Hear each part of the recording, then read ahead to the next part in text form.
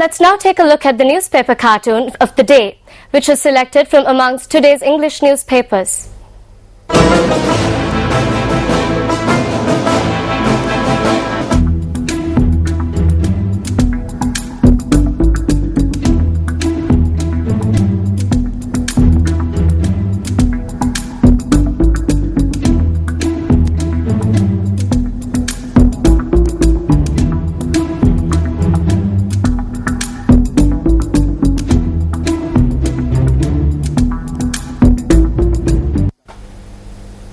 You're watching News First Primetime News. Up next is Action TV.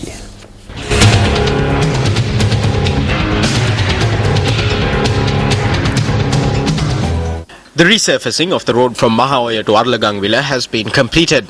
The road that was planned under the Mahavali Accelerated Development Program was designed in such a way so as to avoid the Madru-Oya National Reserve. However, due to the war and the demands that were imposed by it, the road was redesigned in such a way that it cut through 14 kilometers of the natural reserve. With the cessation of hostilities, the opportunity arose for the road that hitherto cut through the Madru-Oya National Reserve to be redesigned so as to avoid the natural reserve. However, this was not meant to be due to the Naganahira Navodaya program, which made this road a permanent fixture that cut through the forest reserve. It must be noted that the area on either side of this road is reported to be frequented by many wild animals, and the Wildlife Department had vehemently opposed the laying and use of this road in this part of the forest. However, this road was further developed as the instructions of the newly appointed subject minister. The minister substantiated this decision by stating that sometimes the environment would be adversely affected in the greater good of development. When a mother breastfeeds, she suffers some harm. When you have children, you suffer some harm, and when you get married too, you suffer some harm. These are what you would call satisfactory damages. There is no problem if some satisfaction is gained from it.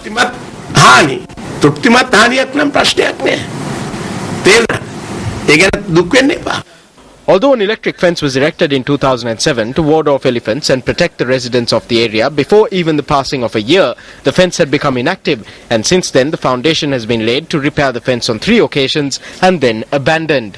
Is this electric fence, which would somewhat mitigate the effects of the human-elephant conflict, not being repaired to ensure optimum satisfaction for both humans and elephants? Minister of Wildlife Conservation, this is over to you.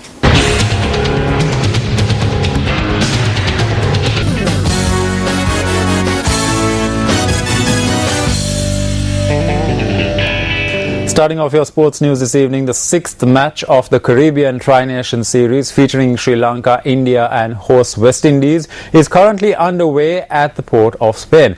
Today's game is played between Sri Lanka and India.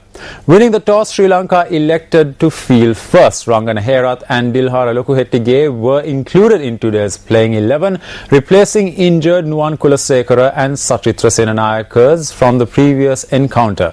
After an opening stand of 27 runs, India lost Shikhar Dhawan for 15 runs, and stand-in skipper Virat Kohli, who made 31 runs, was the next to go, falling victim to Rangana Herath. Herath struck again to dismiss Dinesh Karthik when the score was on 111. Rain interrupted play with India on 119 runs for 3 wickets after 29 overs. The leg side.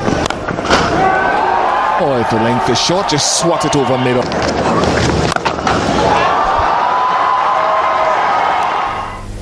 Taking a look at some local rugby news, Trinity College Kandy reached the finals of the Inter-School President's Trophy by defeating St. Peter's College Bambalapitiya in their semi-final encounter today. In the match played at the Royal College Sports Complex, the Peterites led the first half 23 points to 20. However, staging a strong comeback, the Trinitians scored 20 points more in the second half and allowed their opponents only 14 points to win the match 40 points to 37.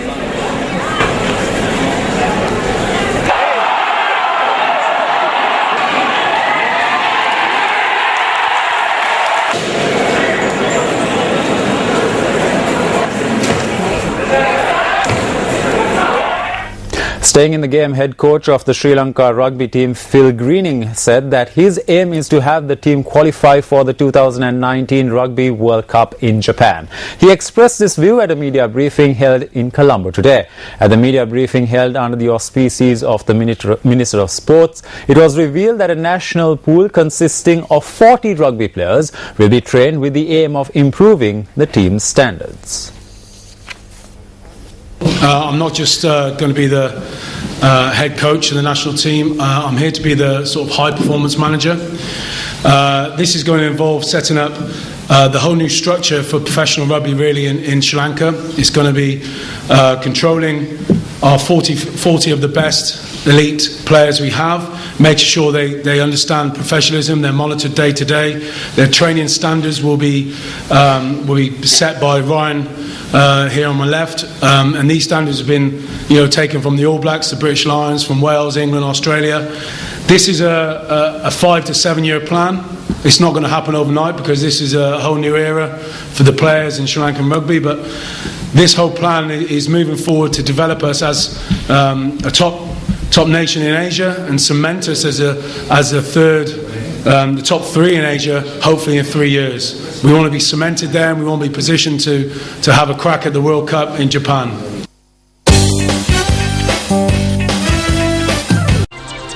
And with that, we wrap up this edition of your Primetime News Bulletin. I'm Sharon Silva.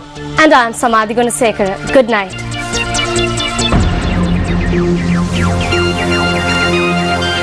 Hotline 0114-896-896. www.newsfirst.lk. Feedback